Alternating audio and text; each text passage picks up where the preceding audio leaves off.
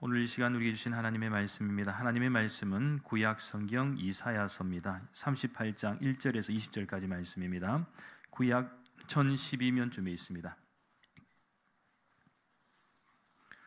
이사야 38장 1절에서 20절까지의 말씀 함께 교독하실 텐데 마지막 절은 같이 읽도록 하겠습니다.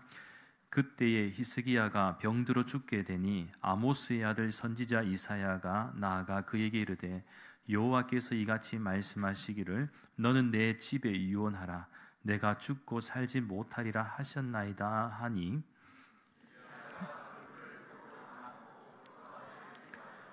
이르되 여호와여 구하오니 내가 주 앞에서 진실과 전심으로 행하며 주의 목전에서 선하게 행한 것을 기억하옵소서 하고 히스기야가 심히 통곡하니 너는 가서 히스기야에게 이르기를 내 조상 다윗의 하나님 여호와께서 이같이 말씀하시기를 내가 내 기도를 들었고 내 눈물을 보았노라 내가 내 수 안에 15년을 더하고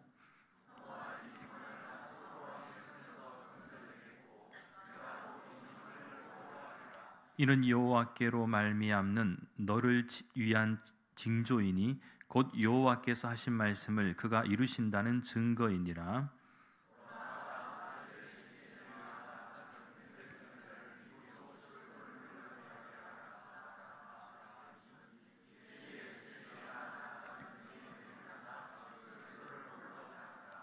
유다 왕 히스기야가 병들었다가 그의 병이 나은 때에 기록한 글이 이러하니라.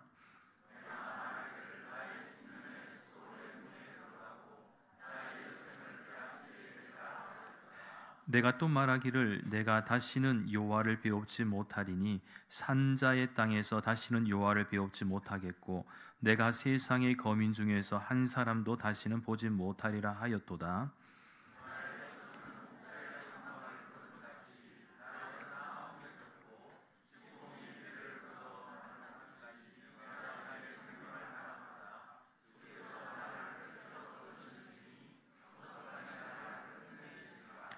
내가 아침까지 견디어 싸우나 주께서 사자같이 나의 모든 뼈를 꺾으시오니 조석간에 나를 끝내시리라.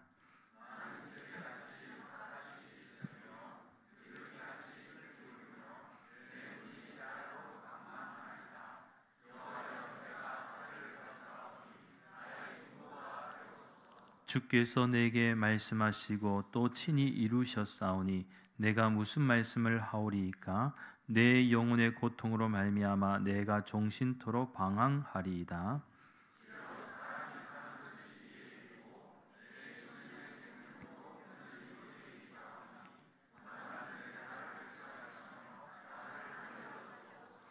보옵소서 내게 큰 고통을 더하신 것은 내게 평안을 주려 하심이라. 주께서 내 영혼을 사랑하사 멸망의 구덩이에서 건지셨고 내 모든 죄를 주의 등 뒤에 던지셨나이다.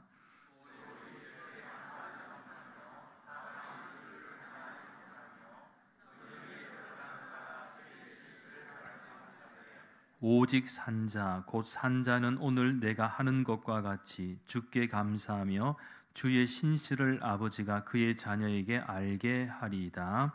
여호와께서 나를 구원하시리니 우리가 종일토록 여호와의 전에서 수금으로 나의 노래를 노래하리로다.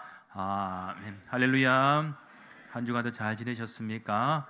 오늘 또 거룩한 주일을 맞이하며 하나님을 예배하기 위해 주의 전으로 나오신 여러분을 주님의 이름으로 환영하고 축복합니다. 이제 날씨가 진짜 많이 추워졌습니다. 일교차도 참 심하고 이제 그렇다 보니까 최근 들어서 저희 교회도 환우들이 좀 많이 계십니다. 또 감기 환자들도 많이 계신데 특별히 건강 조심하시고 환절기에 또 혹시 뭐 건강이 항상 좋을 수는 없습니다만 혹시라도 좀 불편하거나 건강에 문제가 있다면 빨리 하나님 은혜 가운데 잘 치유되고 회복되는 은혜가 있기를 예수님의 이름으로 간절히 축원합니다. 오늘 이 시간에는 이렇게 한번 따라서 인사하도록 하겠습니다. 오늘 앞뒤 자분들과 인사하지 마시고 제를 따라서 그냥 한번 이렇게 해주시면 되겠습니다. 하나님 오늘 하루도 잘 부탁드립니다. 한 번만 더 하겠습니다. 하나님, 오늘 하루도 잘 부탁드리겠습니다.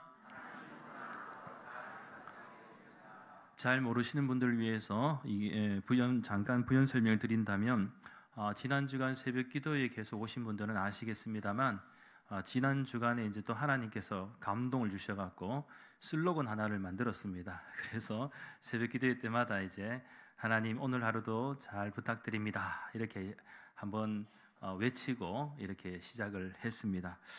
그런데 사실 그렇지 않습니까? 우리는 내일 일을 전혀 알 수도 없고, 또한 오늘 하루에 주어진 시간도 우리가 살아가고 있지만 언제 어디서 어떤 일이 일어날지 모르는 인생이지 않겠습니까? 그렇기에 그저 오늘 하루의 삶도 감사로 시작할 수 있고, 또 하나님께 부탁하며 시작할 때 은혜가 있게 될 줄 믿습니다. 그래서 하나님, 오늘 하루도 잘 부탁드립니다 라고 이렇게 고백하는 것은 그냥 단순한 의미에서 부탁이 아니라 하나님과 동행하길 소망하고, 또 주님의 은혜의 날개 아래에서 또 주님의 보이지 않는 손길로 지켜주시길 간구하는 마음도 담겨져 있다라는 것입니다. 그렇기에 새벽 기도에 오시는 분들은 앞으로 한동안 제가 이 슬로건을 가지고 시작을 할 텐데 같이 하실 수도 있고요. 혹시라도 못 나오시는 분들은 이 아침에 일어나서 이 하루를 시작하기 전에 하나님, 오늘 하루도 잘 부탁드립니다, 이렇게 시작하고 의탁하면 하나님께서 큰 은혜를 베풀어 주실 줄 믿습니다.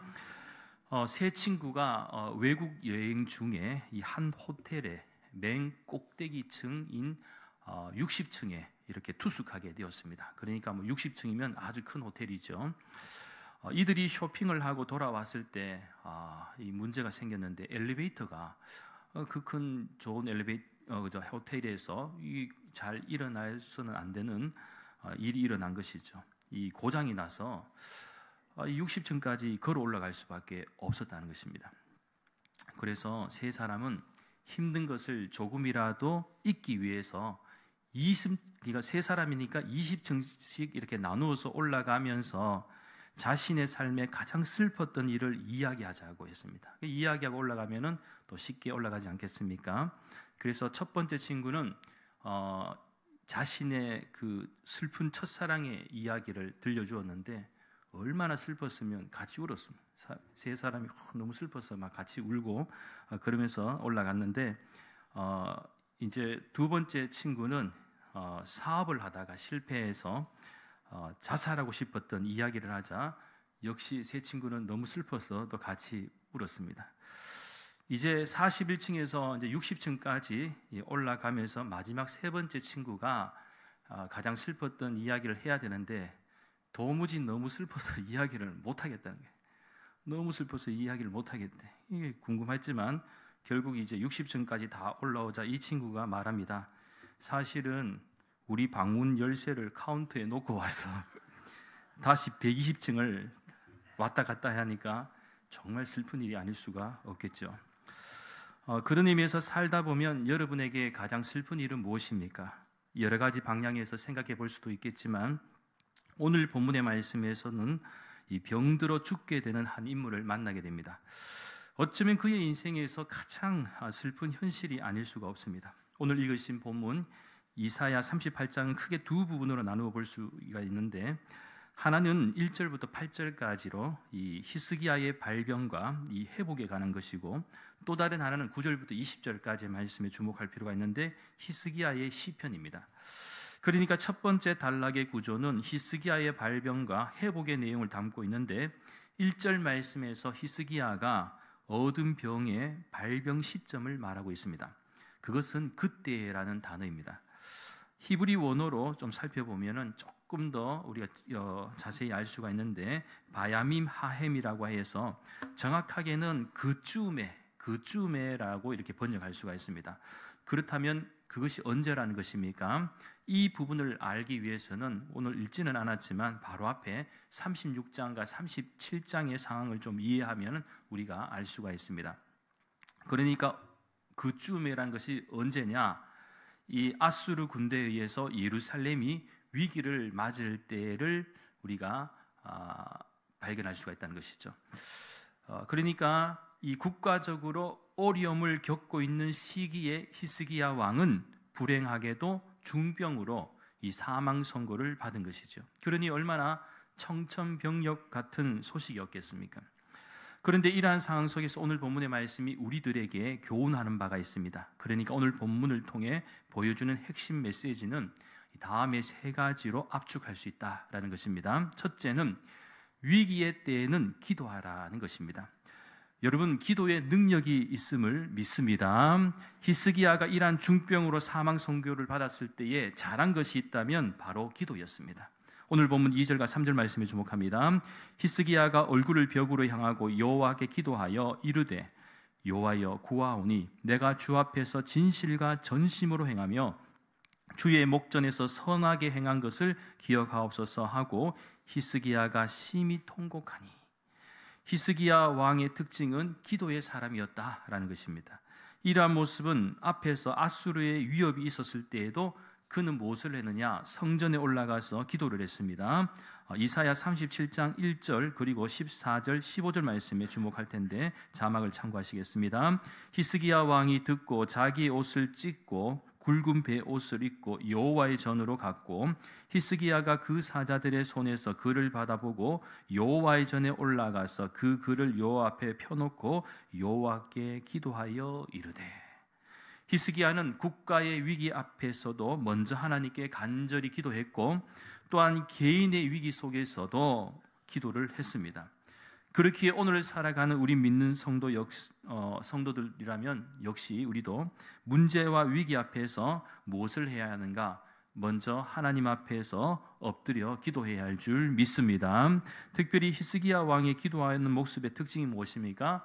얼굴을 벽으로 향해서 이렇게 기도했다는 것이고 또 그냥 기도할 때 단순하게 기도한 것이 아니고 통곡하면서 정말 이 통곡에는 여러 가지 의미들이 다 있는 것이죠. 이게 아까 진실과 전심이라는 단어를 썼는데 여기에는 모든 것을 쏟아부어서 하나님께 울부짖는 것을 볼 수가 있습니다.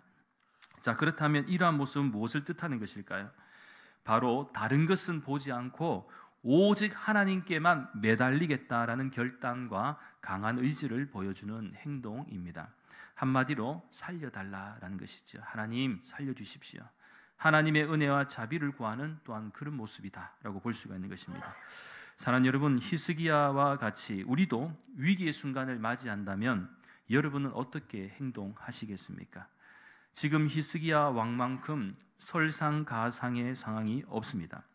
나라의 안위가 심각하게 위기에 처해 있을 때 왕은 힘있게 이 외세를 상대해야 하는데 오히려 중병에 걸려서 사망 선고를 받았으니 이보다 더 큰 충격이 어디에 있겠습니까?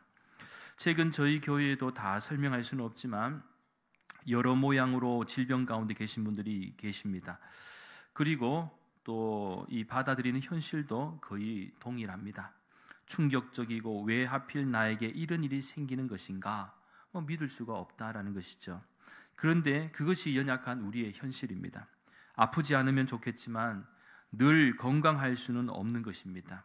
그렇기에 우리는 아플 때 어떻게 우리의 마음의 자세와 믿음의 자세를 바로 세워가야 하는지를 빨리 깨달는 것이 중요합니다. 즉 우리는 아플 때 그리고 고통과 고난의 때를 이겨내는 연단을 끊임없이 해야 한다라는 것이죠. 무엇보다 오늘 본문의 히스기야 왕처럼 하나님께 진실함과 전심으로 기도하는 것이 중요하다. 왜냐하면 기도는 우리의 능력으로 하는 것이 아니라 하나님의 능력으로 하는 것이기 때문입니다. 기도는 우리의 능력이 아니고 누구의 능력이라고요? 하나님의 능력이다. 그리고 기도는 어려움을 이기게 합니다. 기도는 국가의 위기를 넘어서게 하고 개인의 위기도 극복하게 합니다. 우리가 믿고 고백하는 예수님께서도 늘 위기의 때마다 그리고 중요한 하나님의 일을 앞두고 하신 것이 무엇이었느냐? 바로 기도였죠. 그래서 야고보 사도 같은 경우도 신약성경 야고보서 5장 15절과 16절 말씀에서 믿음의 기도는 병든 자를 구원하리니 주께서 그를 일으키시리라. 혹시 죄를 범하였을지라도 사하심을 받으리라. 그러므로 너희 죄를 서로 고백하며 병이 낫기를 위하여 서로 기도하라. 의인의 강구는 역사하는 힘이 큼이니라. 이렇게 말씀하고 있습니다. 기도가 얼마나 큰 역사를 이루는지를 잘 가르쳐주는 대목이죠. 저는 기도함으로써 기도의 역사를 이루는 은혜가 저와 여러분의 있기를 간절히 축원합니다. 그런데 혹시라도 기도하다가 여러분 기도에 어떤 응답이 잘 되지 않는 것처럼 느껴질 때가 있습니까? 그렇다면 이유가 뭘까라고 생각해 볼 때 간단하게 말씀드리면 기도가 부족해서일지도 모릅니다. 기도는요 절대로 포기하는 것이 아닙니다. 그래서 기도는 언제까지 하느냐? 기도는 여러분 응답받을 때까지 하는 것입니다. 많은 사람들이 실패하는 가운데 하나가 그냥 하나님께 구하긴 구하는데 끈기 있게 나가지 못합니다. 그래서요 여러분 그냥 내 감정과 의지에 따라 기도라는 것이 하다 말다 하는 것이 아니라는 것이죠. 전심으로 또 진실로 하나님 앞에 온전히 항복하는 거예요. 히스기야 왕처럼 완전히 엎드러지고 통곡하고 엎어지는 것이 정말 진정한 의미에서 우리가 하나님 저는 항복합니다, 하나님의 은혜가 아니고서는 도저히 살 수가 없습니다 라는 이 고백과 함께 그렇기에 저는 여러분들이 어떤 질병이나 문제 그리고 위기 앞에 설 때마다 히스기야 왕처럼 먼저 하나님께 기도하여 문제가 해결되는 놀라운 은혜와 역사가 있기를 예수님의 이름으로 간절히 축원합니다. 둘째는 기도에 응답하시는 신실하신 하나님을 믿어야 합니다. 하나님은 히스기야의 기도에 응답하셨습니다. 그것이 오늘 본문 4절부터 6절까지의 말씀에서 잘 발견할 수가 있는데요, 특별히 5절 후반절 말씀에서는 하나님이 뭐라고 말씀하십니까? 내가 내 기도를 들었고 내 눈물을 보았노라.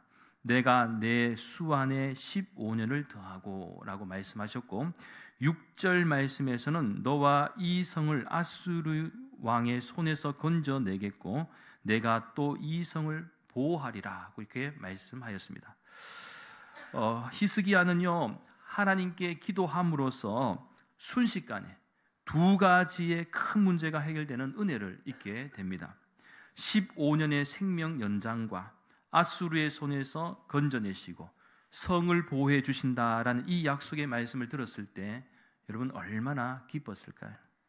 결국 여기서 히스기야 왕이 깨닫는 바는 기도를 통해 예루살렘의 구원과 자신의 구원이라는 이중적인 복음을 듣게 된 것입니다.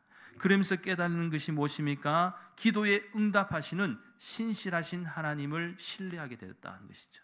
우리도 마찬가지입니다. 여러분 기도의 힘은 어디서 나옵니까? 하나님을 신뢰하는 믿음 가운데 있습니다. 의심하는 것이 아니라 하나님이 전적으로 나를 살려주시고 낫게 해주실 것이라는 이 확신을 가지고 하나님께 부르짖은 자에게 은혜가 임하게 될 줄 믿습니다. 마지막 셋째는 고통에는 하나님의 숨겨진 뜻이 있다라는 사실입니다. 히스기야는 고백합니다. 16절과 17절 말씀에 주목할 텐데요, 이 부분은 함께 읽도록 하겠습니다. 16절 17절 주여 사람이 사는 것이 이에 있고 내 심령의 생명도 온전히 거기에 있사오니 원하건대 나를 치료하시며 나를 살려 주옵소서. 보옵소서. 내게 큰 고통을 더하신 것은 내게 평안을 주려 하심이라. 주께서 내 영혼을 사랑하사 멸망의 구덩이에서 건지셨고 내 모든 죄를 주의 등 뒤에 던지셨나이다. 아멘. 히스기야는 하나님께 기도할 때 주님 나를 치료하시고 살려달라고 간절하게 기도를 했습니다. 있는 그대로의 모습으로 하나님 나를 정말 살려달라고 외친 것이죠. 그리고 감사의 고백도 드리게 됩니다. 히스기야가 죽을 병에 걸린 것에 대해서 어쩌면 우리는요, 왜 히스기야가 병에 걸렸을까? 이유를 물을 수도 있습니다. 그것은 히스기야 왕이 하나님의 심판을 받은 것인가? 라고 생각해 볼 수도 있는 것이고, 아니면 다른 이유가 있는 것인가? 또한 이스라엘 왕들 가운데 그래도 히스기야 왕은 나름대로 의로운 삶을 살았다고 볼 수가 있고, 그래도 왕들 중에서는 괜찮은, 하나님 보시기에 괜찮은 인물이었는데 이 질병으로 인한 죽음을 맞이한다는 것이 이 하나님의 대응에 대해서 우리가 의문을 던질 수도 있습니다. 사실 히스기야 왕은 성경에서 아사 왕과 요시야 왕과 더불어서 그래도 좋게 평가받은 이 왕 중에 한 사람입니다. 그래서 우리가 이 세상을 살아가면서 가장 이해하기 어렵고 의문점을 가지는 부분이 악인이 아니라 의인의 고통과 죽음에 대해서입니다. 예를 들면 법 없이도 사는 착한 사람이 갑자기 죽을 때, 그리고 하나님을 신실하게 믿는 성도가 갑자기 사고를 당할 때, 우리는 하나님의 공의에 대해서 심각한 의문점과 함께 당황하기도 합니다. 그러나 성경에서 믿음의 선조들의 가정에서 보여주신 바와 같이 하나님은 고난과 고통을 그냥 허락하지 않으셨다라는 것입니다. 그러니까 여기에는 하나님의 깊으시고 큰 뜻이 숨겨져 있다라는 것이죠. 그것은 바로 평안, 즉 샬롬을 주시고자 함이었습니다. 이 부분은 히스기야의 고백 가운데서 발견할 수 있는 내용인데요. 내게 큰 고통을 더하신 것은 내게 평안을 주려 하심이라. 이 말씀에서 하나님은 히스기야의 질병과 그로 인한 고통의 경험을 통해서 그를 더 깊은 샬롬의 세계로 인도하셨다라는 것입니다. 따라서 오늘 본문의 말씀을 통해서 우리가 알 수 있는 사실은 그에게 중병이 생긴 것은 적어도 죄에 대한 심판은 아니라는 것입니다. 그렇기에 하나님은 우리들이 겪는 모든 고통과 고난을 통해서도 무엇을 원하시는가? 우리가 더 성장하기를 원하십니다. 그리고 그 가운데서도 하나님의 은혜와 사랑을 발견하기를 원하십니다. 예를 들면 평소에 우리가 잘 마시지 않는 물이라고 할지라도 갈급함과 갈증과 목마름, 그 목마름의 시간이 있을 때 여러분 정말로 물이 너무너무 필요한 순간에 물을 마시면 어떻습니까? 너무너무 소중하다, 중요하다는 것을 깨닫게 되죠. 또한 건강할 때는 몰랐는데 심하게 아플 때 건강의 소중함을 역시 알게 되고 아프지 않음에 감사하게 됩니다. 물질도 그렇습니다. 너무 풍족할 때는 잘 몰랐었는데 망해보고 바닥까지 내려가 보면 그래도 먹고 살 만한 수준만 되어도 얼마나 감사한지 모릅니다. 그런 의미에서 오늘 본문에서 히스기야 왕이 고백하는 샬롬은 히브리 원어로는 평안, 평화, 안녕이라는 그런 뜻을 가지고 있는데 이것을 조금만 더 해석을 의미 있게 좀 살펴보면 뭐라고 정리할 수 있는가? 이 평안과 평화와 안녕은요, 부족함이 없는 꽉 찬 상태를 의미합니다. 그래서 이것은 세상이 주는 평안이 아니죠. 하나님이 주시는 샬롬의 은혜인데, 샬롬의 은혜가 무엇이냐? 히스기야가 자신의 죽음 직전까지 가는 이런 상황을 통해서 그가 깨닫는 바가 무엇이냐? 질병의 고통을 경험했지만 이러한 과정을 통해서 그는 샬롬을 경험하게 되었는데, 그것은 바로 모든 것이 하나님께 달려있다는 것입니다. 죽고 사는 것도 오늘 본문에서 말합니까? 이건 하나님께 속한 것이고 하나님 없이는 아무것도 아니라는 사실을 다시금 절실하게 깨닫게 되는 은혜였습니다. 그러니까 세상에서 내가 아무리 잘나고 대단하고 뛰어나고 해도 결국은 우리는 연약한 존재라는 것이죠. 죽고 사는 것이 누구에게 있다고요? 하나님께 있다는 것을 알게 될 때 거기서 진정한 이 샬롬의 은혜가 있게 된다라는 것입니다. 그래서 참고로 야고보 사도 같은 경우도 신약성경 야고보서 1장 2절과 3절 말씀에서 내 형제들아 너희가 여러 가지 시험을 당하거든 온전히 기쁘게 여기라. 이는 너희 믿음의 시련이 인내를 만들어내는 줄 너희가 알미라고 말씀하고 있습니다. 그러니까 샬롬의 은혜는 결국 우리의 믿음을 더욱 성숙하게 만들어주고 하나님을 더 가까이 나아가는, 하나님께 더 가까이 나아가는 그런 기쁨이 있게 된다는 사실을 기억하시기 바랍니다. 그렇습니다. 히스기야 왕도 의로운 삶을 살았지만 뜻하지 않은 질병과 국가적인 위기도 경험하였습니다. 그러나 그가 잘한 것은 언제든지 위기가 오고 문제가 올 수 있고 그죠? 질병이 올 수도 있습니다. 그런데 히스기야는 그 즉시 하나님께 살려달라고 기도를 하였다라는 것입니다. 그 결과 생명을 15년 영장받았고 예루살렘 성도 하나님의 은혜로 아수르로부터 지킬 수가 있었다는 것이죠. 마찬가지로 오늘 우리도 그렇습니다. 언제든지 질병에 걸릴 수도 있고 뜻하지 않는 문제와 위기를 만날 수도 있습니다. 그러나 우리는 오직 하나님만을 바라보고 기도함으로써 신실하신 하나님의 구원과 회복을 경험해야 할 줄 믿습니다. 하나님은 그 누구보다도 우리의 마음을 잘 알고 계십니다. 우리가 좀 전에 들었던 그 찬양 가사도 있지 않습니까? 하나님은 내 이름도 아십니다. 다 내 눈물도 닦아 주십니다. 오늘 히스기야 왕에게도 뭐라고 말씀했습니까? 내가 내 기도를 들었고 내 눈물을 보았다. 주님이 친히 눈물을 닦아 주시겠다. 고통을 치유해 주시겠다는 것입니다. 바라오기는 기도함으로써 하나님의 구원과 치유의 역사도 경험함과 동시에 샬롬의 은혜를 입어 하나님께 감사할 수 있는 은혜와 축복이 저와 여러분에게 있기를 예수님의 이름으로 간절히 축원합니다. 기도드리겠습니다. 거룩하신 하나님, 샬롬의 은혜를 저희들에게 내려 주시옵소서. 때로는 저희들이 이 세상을 살아가면서 원치 않는 질병과 고통과 고난을 경험할 수가 있겠지만 그때마다 히스기야처럼 먼저 하나님께 엎드려 살려달라고 진실함과 전심으로 기도할 수 있게 해주시고, 무엇보다 응답하시고 역사하시는 신실하신 하나님을 믿음으로 신뢰하고 더욱 성장하고 성숙할 수 있는 믿음의 사람이 되게 역사하여 주시옵소서. 감사를 드리며 모든 말씀 거룩하신 예수님의 이름으로 간절히 기도하옵나이다. 아멘.